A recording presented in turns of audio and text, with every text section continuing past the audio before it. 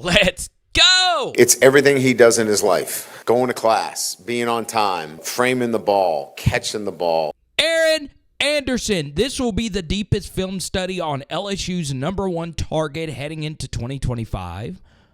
Or is he the number one guy? That's why we're doing this today, because Chris Hilton was actually LSU's representative at SEC Media Days over AA1. So I want to know, do you guys feel he's going to be the unquestioned leader of this pass-catching group? Now, notice the term pass-catching. So we pick up here on this first clip, you could see that the defense is heavily shaded towards Mason Taylor and Kyron Lacey, who have mostly dominated this game. But Aaron Anderson, who just caught a touchdown, sees that he has a wide open pocket of space to run through, and he basically runs into it, right? This is really good stuff from Garrett, not forcing the ball into coverage, buying time, and Aaron finding an open space.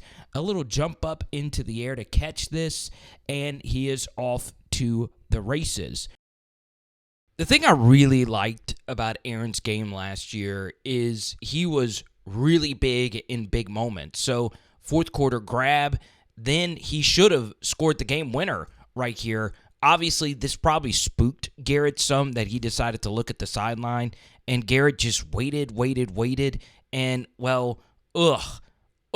So this Aaron Anderson film study might be a little lengthy, but there is a good reason as to why, because he did something I don't think anybody could have expected last year, and it is a model of consistency. So you get really good protection. Obviously, this is Nicholls State, but from the pocket, LSU is running this flood concept, and I want you to take a look at this route from another angle. Really good throw, really good catch by Aaron. I know he wished he could have scored here, but wow. So you could see him just ripping this off. He was at a leverage disadvantage, which means the DB had him shaded to the outside. So you see he really had to sell like he was potentially running a deep over just for him to jut back out on the corner. You could see he leaves the DB just grasping for air here. That is a really, really, really good route. Really good throw from Garrett, and boom. Okay, so same concept here, but this time the DB plays it a lot better. You could see, once again, Aaron Anderson, huge leverage disadvantage with this DB shaded this far to the inside. So watch what Garrett does. He sees that this is honestly not all that open, but he's trusting Aaron Anderson to get to a spot over here and makes a really, really, really good throw. And honestly, as good of a throw this was an even better catch for a first down. So one thing you'll see throughout this study today is how many difficult conversions Aaron and Garrett had. Look at when Garrett is actually deciding to throw this out. All right, this pocket is totally collapsed, center right into Garrett's lap. And man, that is, first off, a ridiculous throw and a ridiculous conversion right here by AA to stretch out, keep his knees off the ground for a first down. And then I know I'm going to keep bringing this up. Aaron was missed quite a bit throughout the season. So what happens here is LSU just has a massive pass protection mistake where I believe, just looking at this, Josh Williams is responsible for this A-gap, but it's impossible for me to know. Even with that said, Garrett spins out away from where his routes actually are, and he gets confused right here because he thought this is going to be straight man-to-man. Some defenses call this banjo, where you pick the outside man and you take up the next guy. So if you see right here, if Garrett actually just rolls out this way instead of spinning away from where his receivers are, this is a big gainer right here to Aaron. Bam. Okay. And overall, pass protection wise, this was a tough game for Will in particular. Overall, he did hold his own except on 2 inside moves, which we will cover here. Garrett sees it split field, and he wants to split it with a vertical from the slot. And there is a lot of pressure right in his face, and he is just trusting Aaron Anderson to be in that spot right there. This is more so a really, really, really good throw compared to a good catch, but it's still a very difficult grab because you know with this ball being in the air, you are very much likely going to get decleated, and man, Aaron does a good job bracing for that hit and picking up the first. We get to the early third quarter right here, and you get the slot fade, okay? This was LSU's most profitable route in the Jaden Daniels Heisman season. This time, Will doesn't get beat as cleanly, but he still gets beat to the inside by a very good player. He got drafted. But, man, Garrett throws the absolute perfect dime once again versus 24 in coverage, and Aaron makes a very difficult grab, but it was right there on the money for a first down. So this version of LSU might be the best ever third and long team. We get to a 3rd and 7 here, and you'll see protection breaks down, not Mason's best ever piece of pass protection, but Garrett just trusts Aaron Anderson. Look at when he's deciding to throw this football. Aaron's in that portion of the break, and look at that throw. Look at that catch. If you could break that one tackle, it's pay dirt, but still really, really, really good stuff from one. And then once again, it's a difficult third down that Aaron Anderson just finds a way to get done, right? Protection kind of sort of breaks down, but for the most part is fine. And Garrett rolls out to the right side. He trusts Aaron to make this very difficult grab, which he does for a very tough first down. So this play is named Hoss Juke. Now, when I did my first ever Aaron Anderson film study, we talked about Aaron being the juke route in Hoss Juke. Jack Besh actually ran this route quite a bit in the early stages of the BK era. And you're running goes from your slots, comebacks from the outside routes, and a juke route over the middle. So you stop like you're running a stop, and then you run over the middle, hopefully getting a slot receiver on a linebacker. Garrett obviously loves that matchup. You get really good pass protection, and bang. Okay, you'll see that throughout this film study, and I always felt that was going to be Aaron's best route. And let's go to the very next week where it's practically the same thing, okay? Backed up into your own territory, them playing very soft, slot receiver versus a linebacker. You start off looking to the left, and then you work back over the middle because you know you love this matchup, and the linebacker is left in the dust. It's an easy completion to make it a manageable third down. Now, what's interesting about Aaron's game is he is just so tough to bring down. And LSU really likes to run this play in the 2-minute offense. And with a guy like Aaron, who's so good after the catch, you could see that both of these linebackers are converging on Aaron, and the ball is already in the air. This is what he does better, really, than any receiver I can remember at LSU. Maybe Jamar Chase is better at when he is being converged upon in a very tight space.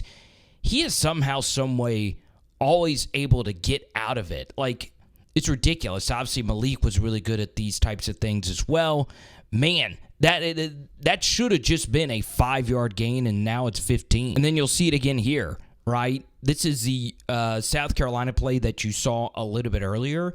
And by the way, we didn't show you Aaron's deep touchdown in the first half. Catches it. This guy's converging on him. Make him miss. Cut back on this corner. And then watch this. Skirt. Absolutely filthy, Aaron. Goodness gracious. And look at all these extra yards he's able to churn. So let's get into the biggest Aaron Anderson weakness. And it's a non-negotiable. It's something that he must work on going into next year.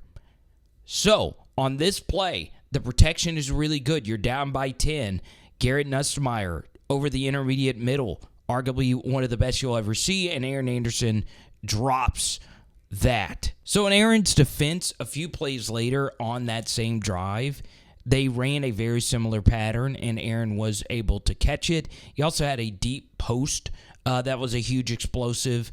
But then we get to, yet again, another drop. Now, I don't really like to call this a drop, but this will be somewhat of a smaller weakness we'll discuss in this video.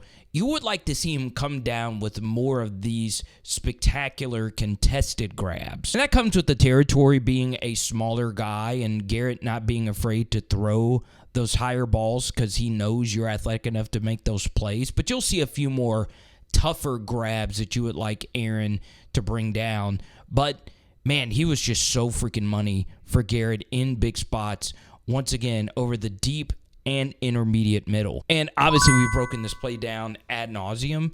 And this obviously is more, once again, on Garrett making a somewhat simple but still very good read right here.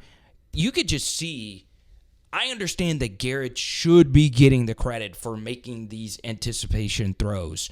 But honestly, Aaron deserves a lot more credit on these kinds of throws because Garrett actually trusts Aaron to be there, right? It's one thing for Mason and Kyron to trust those types of players because they've played a lot, right? They were full-time starters the year before. So in Aaron's first full year, having this anticipation trust with the QB, and this is also something we'll discuss at the end of the video.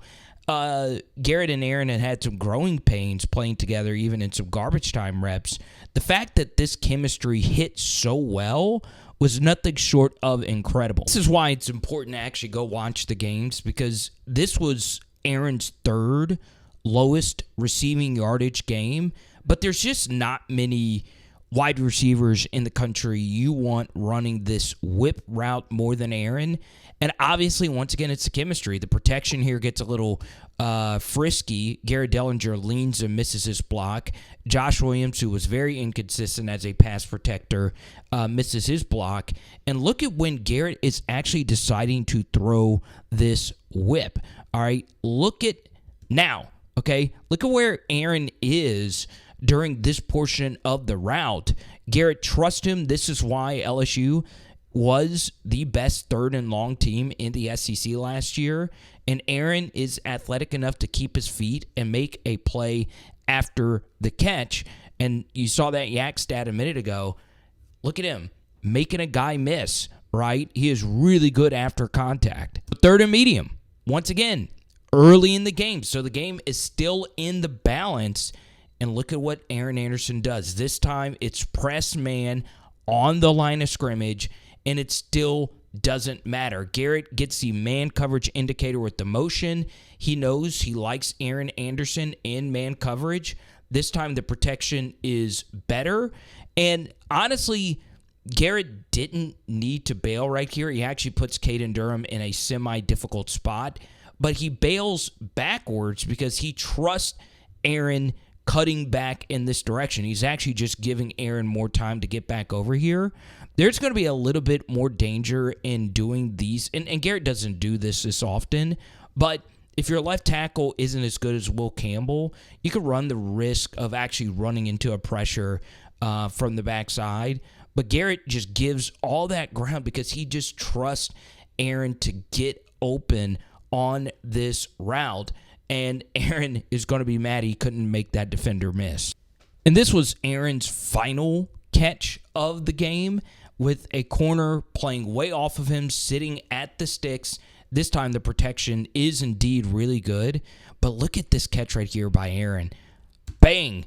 I mean, to have the body control to even make that play is nothing short of incredible. Wow. Now, like we said earlier, Garrett, he missed Aaron on quite a few open routes. We've already shown you a few of those. But you could see Garrett actually checks into the protection here, or at least it looks like he made some type of check. And guess what? The protection does indeed fail LSU. They're not able to pick up the twist stunt. But like we've always said, the best but also most difficult route to consistently hit is the slot fade, right? That's why LSU's 2023 offense was so unstoppable. And this time, Garrett backs up. The whiff right here doesn't end up hurting him. He's really good at not taking sacks. And I want you to see where this ball is placed. Like the most perfectly thrown slot fade ball you will ever see. And Aaron drops it. So this is a give and take kind of thing. If you make mistakes as a blocker, which Aaron does, and once again, this isn't the worst. If you're blocking in this scenario, we do prefer the defender to go through this way, but this is too big of a gate to allow him to make this play in on Caden Durham. We honestly just need you to hold off because Caden doesn't need much, okay? So the thing about this, because it is a backwards throw, Garrett really has to give ground to give the angle, because the one thing you don't want to do is have this ball get batted back towards your own end zone. But either way, Aaron, this block is the most critical block of this entire play, and he just gives it up a little too easy. Once again, it's honestly not the worst. Shelton Sampson gets blown up here as well. And we get to the very next play. In fact, the ESPN cameras weren't able to pick up on this in time. Garrett throws the short end breaker to Aaron. Not only does he catch it, he catches it in stride and is able to split the defenders, and he makes that look so freaking easy. Now, do you remember earlier in the game, albeit it was different because he was going up against a man coverage guy trailing him? If you're able to make this guy miss, it's pay dirt. Aaron this time is able to make the last guy miss, and Noah Thomas had one somewhat similar versus, I believe, Auburn. Now Noah Thomas is with Georgia. We've already done a film study on him. So if you're an SEC fan watching this, go to Power Hour SEC and you can see breakdowns on other teams. But not only does he have the wherewithal to make this catch, guys that have some serious wheels aren't able to catch him, and he is able to score. And that's the thing that was really, really, really crazy about Aaron's growth are these deep ball shots, right? Garrett really trusted him making down the field contested catches, and you normally don't associate that with a wide receiver who is of Aaron's stature. He is able to come back to the football, undercut the safety while making a red zone play. So now we get to the Florida game, one of Aaron's best games on the season, and you could see the Gators were ready for what LSU was about to do. They had run a lot of things early versus Texas A&M and South Alabama, hitting Caden Durham in the flats. And you can see the Gators have keyed in on it. You get a really good blocker here by Mason Taylor going up against a guy that'll play in the league. But the point of this is getting the ball to Aaron early and often. He does a good job stopping and finding a spot in the coverage to pick up this first down. And, well, you start off this game with an explosive 15-yarder. So then we get to Aaron's big touchdown. And, well, the first thing I want to talk about with this play, and it's going to be so unfreaking believably critical, is DJ Chester taking a massive leap forward going into next year.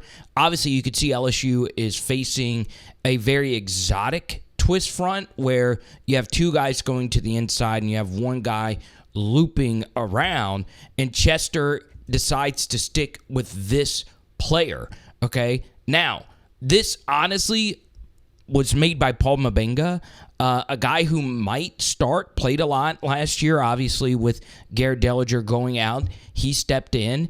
And you also have Tyree Adams here at right guard stepping in. So you could see Mabenga doesn't have any work.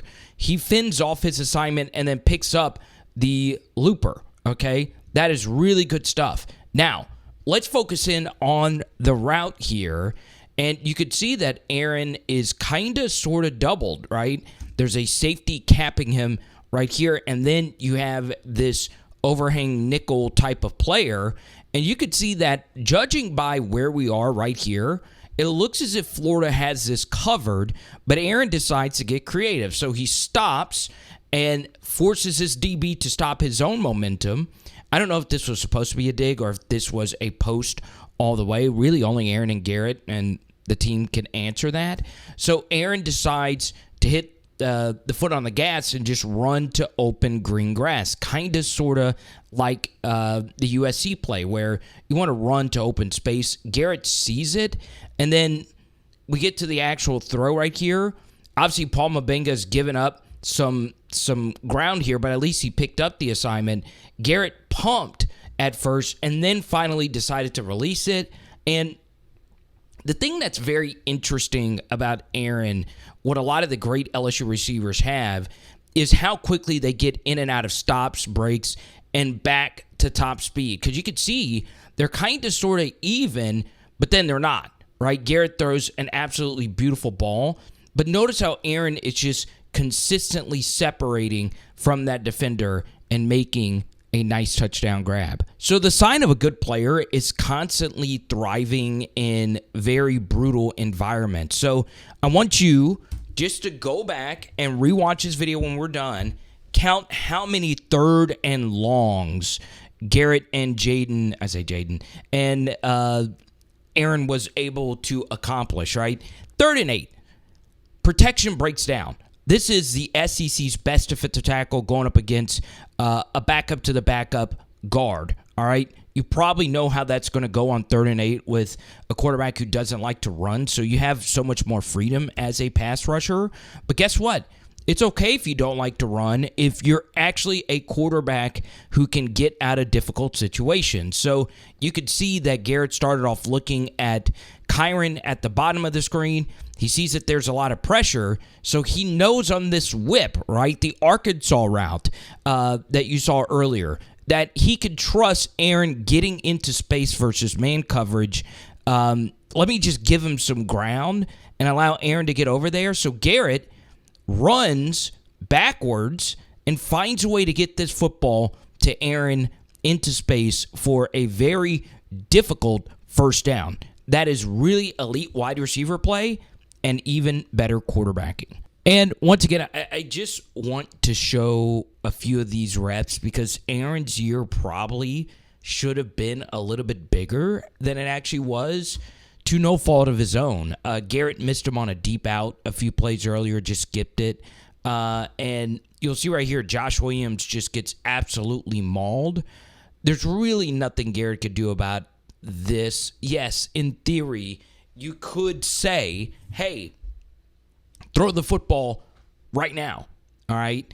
Also, take a look. Jack Pyburn in coverage. He should be joining the channel Tuesday night live stream. Link down below. But, you know, this is a pretty nice gainer, especially with one timeout left. Ugh. So Aaron had an Aaron Anderson night versus Vanderbilt. Really nothing too memorable, but 6 catches, 65 yards. And, man, this is kind of sort of the same thing you saw a little bit earlier, right? You act like you're running a deep post, so you're going to be at a leverage disadvantage with this DB. And he just does such a good job selling his fakes, running through contact like he does. He's a very, even though he's not a big guy, he's a densely built, thicker, powerful player. And look at that. Bang. All right. And you got to be ready for a big hit. Boom.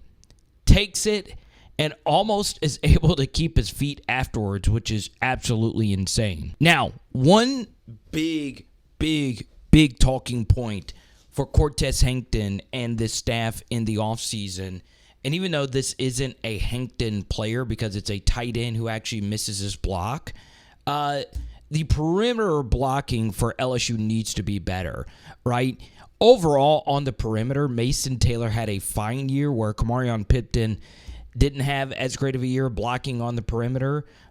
Mason missed a few, but right here it's actually Pimpton going up against a safety. You can see the safety just kind of ragdolls him right there. It's not an easy block by any stretch of the imagination. Also, because you are in space, you just can't be as physical of a blocker because it's a lot easier to call holding out in space compared to when there's 9 bodies, an amalgamation of bodies in one space. So right here, Pimpton does get absolutely dominated, but because Mason Taylor dominates his guy, Aaron just kind of feels this out and gets to the sideline, beats 19 in a foot race going forward, and turns a muddy picture into a 7-yard gain. Okay, so one way to unlock Aaron Anderson is have the ability to run the football. Josh Williams had a ridiculous touchdown run earlier in the game, and Vanderbilt is thinking, hey, this is definitely going to be a run. They're trying to salt the game away. We have 2 timeouts left. So Garrett makes a good numbers-based read to flick this out here to Aaron Anderson. So when you're able to run the football and you're able to get more bodies into the box, it opens up space out here to operate. So you see how this works, all right? And Aaron has this ball, and guess what he does? Just nasty, right? I mean, that guy has a family. Boom! He does it twice, and then he gets vertical. He still has a lot of work to do to pick up this first down. And, well, what does he do?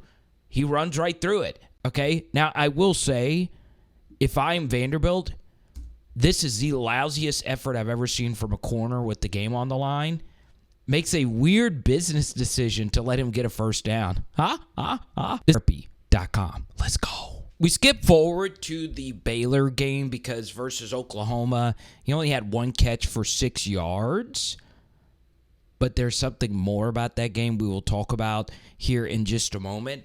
But, man, this is ridiculous stuff. Now, before I show you this throw, this is basically somewhat the same play that you've seen throughout this film study, right? Aaron Anderson acts like he's running a deep over, and then he's actually bending this back towards the sideline. So you see him showing that deep over. Well, protection is lost, right? Paul Mabenga is beat really badly here, and Garrett spins out. The spinning move has been mostly not great for Garrett, but it does work in terms of making pass rushers miss. And this is just the level of trust he has in Aaron Anderson, just throwing this football up. I mean, look at this catch. I mean, that is ridiculous. Abso-freaking-lutely ridiculous stuff from Aaron. And yes, it is a little bit of luck on Garrett's part to just fling that up there, but he just trusts Aaron being in that spot because you've seen them rep this play plenty of times, and he's also just trusting Aaron creating space right there by blindly throwing that football in that direction. All right, so I'll be honest, this next piece of analysis is going to sound like a cop-out for Aaron Anderson because he does something here that you should never do, but I hope one takeaway you get from this film study is how poor, or I should say how inconsistent, I'm about to sneeze, hold on. Please subscribe. Anyway, that was an actual authentic sneeze. I just came up with that. But the skill guys for LSU, they just need to be better blockers on the edge and in pass protection. Josh Williams was not a good pass protector. He gets beat bad to the inside, kind of oversets here. And you'll see that Garrett is under heavy pressure, but he doesn't flinch. He just throws right through it. Now, let's talk about what actually happens on these routes. So you'll see that Baylor, it looks as if it's a very typical middle of the field open coverage. It could be some variation of cover 6 or cover 4, just depending on what this corner decides to do. But you'll see that Baylor gets sexy with it. The hash safety goes over the top here of Chris Hilton. This safety runs into the box, and this defender takes the flats, okay? And Garrett throws a pick later in this game that he shouldn't have thrown into the flats. So what happens here is Aaron Anderson cuts underneath this defender, and remember, that safety ran into the box, so Garrett sees that and knows that there is a small open pocket of space right there. Boom. And that was the safety that was in the box. Aaron makes this catch, but he does fumble while getting his face mask pulled. That's got to be called, all right? And this is the cleanest punch of a fumble you'll ever see. So that should not be on Aaron. Yeah, you want to have better ball security. I give Xavion a lot of credit for hustling and almost making this play, but that is still a ridiculous throw and a ridiculous catch right there by AA1. Let's go. So, will Traven, I say Traven Durrell, we'll talk about Traven Durrell for you Super Bowl knowers in just a second, but will Aaron Anderson actually lead LSU in all categories in receiving? Pegasus, one of our super diehard PHL live stream viewers, asked me that very question, and there is actually a lot of history that backs up that he is actually going to do that very thing. Now, remember a minute ago we said the Oklahoma game was his worst statistically? Well, it was when it comes to receptions. He had one catch for 6 yards, but he stepped in emergency duty as a kickoff return specialist here, which was what many people expected him to be. But as a punt return specialist, you can make a strong case in the history of Louisiana high school football. Aaron Anderson is the best punt returner. I remember having him having 3 in a game while he was at Edna Carr. He obviously starts his career off with those drops, and, well, he had the season that he had this year just as a receiver and not a specialist, just for him to return a kickoff, right? We are more so, we know him more so for punt returns, but a kickoff return for a touchdown, yes, the blocking was really, really, really good. This wasn't a Dante Hall work of art, and obviously we want Barry and Brown, arguably the best kickoff return artist in the history of SEC football. He's going to be doing that. But I share this play because Aaron Anderson joined some pretty elite company. Now, this is a somewhat subjective remark that I'm about to make, but the reason why I wanted to show plays from every game that Aaron Anderson played this year is that he did not have a bad game. Now, did he have some down games? Yes. We'll talk about that in a second. But there was not a single game where Aaron Anderson did not make an impact play, right? Even though the Arkansas stats don't show a whole lot, he was very good in that game. And that is really hard to do, especially at LSU, a wide receiver factory. So that in and of itself is really, really remarkable to have that level of consistency when the year before he was a massive disappointment, but for good reasons, right? He came in as a transfer, obviously the former top 50 borderline 5-star recruit. That was a Malik Neighbors, Brian Thomas show, as many of you know, at wide receiver. And then Kyron stepped up. Just for Aaron to have basically the same numbers as Kyron Lacey this past year, albeit in different roles. So, once again, before we share these next couple of points here, for those that are watching live, I think you are going to drop a very nice donation. I know someone is. After all this film study and work over the past week, it goes a long way. Now, if you're watching this later, you can still donate as well.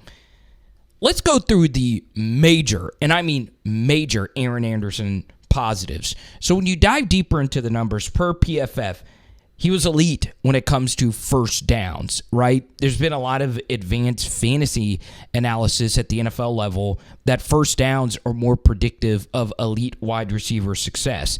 Aaron Anderson was top 5 with 38 first downs last year. He is an elite tackle breaker. Aaron Anderson broke 20 tackles after receptions, and he had 88 overall targets. So you see Aaron's raw statistical numbers right there, but they don't tell the full story, right? If you have 88 targets, which Aaron Anderson had, and then you have 20 broken tackles off those 88 targets, that means when we just throw you the football, roughly 1 out of every 4 times you're making somebody miss. And then when you catch the football, 1 out of every 3 receptions, you're making somebody miss. Now, this obviously right here isn't a broken tackle. It's just, a walk into the end zone. But you see why he is such a valuable piece, right? Yeah, anyone could walk in on a touchdown like this, which is why when he had this touchdown, I was like, hey, let's not put the cart before the horse here. But as the season moved on, he just kept shattering ankles, right? There was a lot of catches and just shallow drags that even Garrett Nussmeier missed him on, where it looked as if he could have really done something special after the catch. So Aaron, unfreaking believably explosive as well. Really good yard after catch numbers. Now, I will say it is easier in the slot to break tackles and make plays after the catch because obviously if you're like Chris Hilton and you're running a lot of deep stuff, yak really isn't your game, right? You're oftentimes catching the football and just coming down with it in the end zone or out of bounds or whatever. But still, it's impressive that when I throw you the football, you're able to do something after the catch, which is nothing short of amazing if you ask me. And then the biggest thing for me as far as Aaron's production is the trust that Garrett has in him going into next year. There were so many of these catches that you saw, not this one, obviously, but where Garrett is anticipating where Aaron Anderson is going to be on a route. If I have a quarterback, especially with the offensive line being very inconsistent last year, you also saw not only the anticipation throws, you saw when these throws actually happen, Garrett was under a lot of duress or was soon to be under a lot of duress. So for Garrett to trust Aaron to be in a spot or beat his man coverage assignment on those whips, that is something. Now, before we get into the potential negatives that could mean that Aaron regresses some going into next year, let's share some historical data. So you look historically at the LSU wide receivers over the past 20 years that had 700 plus yards. Okay, so Aaron obviously had over 800. So let's lower this threshold to over 700 receiving yards, which over a 13-game period averages out to 53 receiving yards per game. That is a lot of receiving yards, right? 53, that's not an easy number to get to. Almost every single one of these receivers came back as the leading or number 2 wide receiver on their team, and the ones you see here that didn't got hurt, right? So if you think Aaron Anderson's just going to fall off the face of the earth, it's not going to happen. Now, let's get into the negatives. And this is just so important. This first negative is just something that LSU needs to work on as a whole. Penalties, right? So Aaron had 3 penalties called on him per PFF. Kyron had 7, which is a really high number. Normally, offensively, your penalties do come more so from your your offensive linemen and tight ends, false starts, holds, and all of that. So that's a really, really high number from your top 2 receivers, and that does need to get cleaned up. And obviously, the bigger thing are the drops, right? LSU had some drop issues. Aaron had 6, right? There were a few rudimentary drops, but because LSU runs an offense that is very pro-style heavy, it asks a lot of you to make difficult grabs, right? Such as this one from Aaron Anderson. So we didn't show you this one earlier. Garrett rolling out to the right side, and he just trusts Aaron to be in a spot, and he doesn't mind throwing across his body over the middle of the field because he knows Aaron is going to be there somewhere. And obviously that was a wide open example of this, but still, it's impressive stuff. But I didn't show you this in the Baylor game. I didn't mind the fumble like I showed you, but there were a couple of red zone drops in that Baylor game that were difficult to bring down that Aaron could have brought down. So you do need him to be better when it comes to making the difficult, not quite circus, makeable grabs. especially if you're going into the prime of your college career, which will be this year for AA1. So you see him once again making a really, really, really nice touchdown grab here versus South Alabama, kind of like the Florida grab. But now we get into something that more fantasy, and once again, I play a lot of fantasy football. I'm more into the real-life football. I'm not just some fantasy nerd. But a lot of the ways that they measure wide receiver play is really, really, really good, right? Aaron, overall, when it comes to a stat called yards per route run, was good. He was over that 2 mark, which is where you kind of want a receiver to be. 2.27 yards per route run, which in Brian Thomas Jr.'s like first full year as a full-time player, he was at 1.36. But so 2.27, it's not bad at all.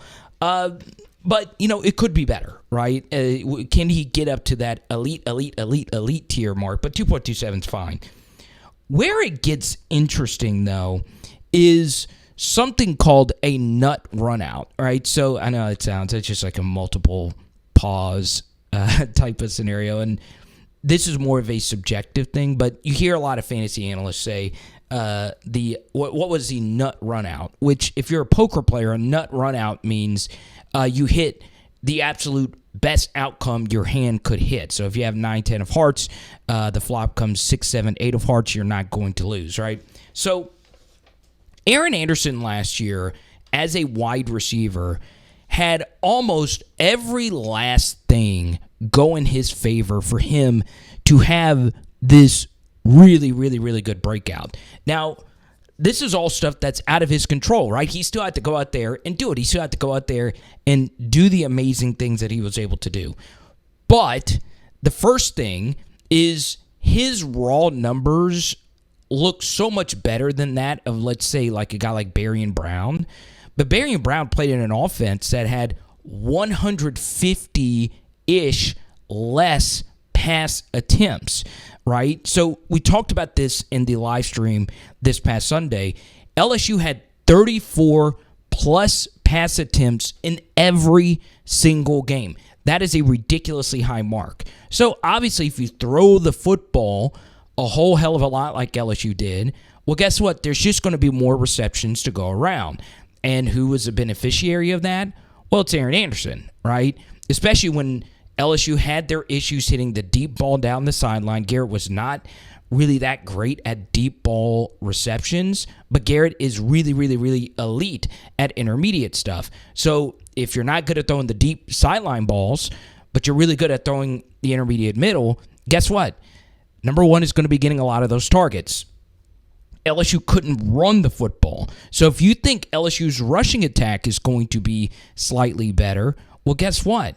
That means lesser targets to go around. So basically, Garrett threw about as much as a quarterback could throw. 41 is like the second highest mark of the modern era in passing attempts per game. It's one of the higher marks in the SEC era in passing attempts per game. But, if there is some regression, let's say LSU's rushing attack is better, that means that you're just not going to be throwing the football as much, right? Now, if those targets do go down, Aaron could still have that same level of production, but this wide receiver room is just so much more wide open. Yes, Daniel's gone, Mason Taylor gone, Kyron Lacey gone, but you guys all know about the transfer portal additions. They all come in. And just what if LSU has a shift in offensive identity? Aaron is a smaller slot receiver. What if LSU wants to play more of a big slot? And a big slot receiver could be someone like Bauer Sharp or Trades Green. If you go back and look at the Baylor game, that out route reception you saw versus South Carolina, that you saw Aaron Anderson pick up the first down, they actually ran that route with Trades Green instead of Aaron Anderson. So that could mean that LSU runs more 12 personnel, or, if you have Bauer Sharp and Trades Green on the field, when you run 12 personnel, a lot of the times your pure slot receiver, which would be Aaron, would come out, and your two X receivers will be there, or an X and a Z. That could be Barry and Brown or whoever else. It depends, though. If LSU wants to run more 12 personnel, they are one of the heaviest 11 personnel teams in all of college football. Would Aaron stay on the field for the two wide receiver sets? If that's the case, then his snap count won't go down. But if it's not the case, that means his snap count will go down. So that could affect it. And then as far as a nut run out, remember a guy like Kyle Parker, who LSU loves a whole heck of a lot, caught that big pass versus UCLA on an absolutely perfectly thrown ball on that slot fade. He's back healthy. Chris Hilton's now healthy. Remember, Chris Hilton being early in the season injured. Yes, him and Aaron are two completely different players that play two different positions, but still, he's going to be out there. Is he going to get more targets? So on and so on and so on. Yeah, I mean, there's so many different things that could just change slightly that could heavily eat into Aaron Anderson's target share. So that's actually two different ways of looking at it, right? Aaron could still be a very, very, very good player, but these other things could also force his raw production to go down. So I hope that makes sense. So Aaron played 592 snaps. Every year, roughly one wide receiver for LSU clears 650 snaps. Your offensive linemen are normally way higher. So that number's pretty big. So could we see Aaron actually, even with all of what we just said, could his snap count actually go up? Yeah, it's tough, right? It just comes down to how LSU wants to rotate this wide receiver room. But after watching him for, the past week, going through all the reps, even looking at some 2023 reps, he had a very difficult first down in that Arkansas game in the first quarter in 2023. That was key. Man, he's just a really, really, really good college football player. So my final Aaron Anderson stat line projection, let's go 95 targets for 950 yards and 5-ish tutties. Let's go around there. I still think he's going to be a big part of this, right? It's just that historical data where more often than not, if your wide receivers are good, they remain good, right? So I do think Aaron continues to be a big piece of what LSU has. Here's the thing, though, because I get this a lot that LSU's going to have Trey Green breakout and Barry and Brown breakout and Nick Anderson breakout. Something has got to give. So let me know what you guys think down below. Just your hardcore thoughts on this LSU target share. Okay, it is Power Hour LSU boom tonight. What are we doing? Oh, some lemon pepper chicken wings. Let's go.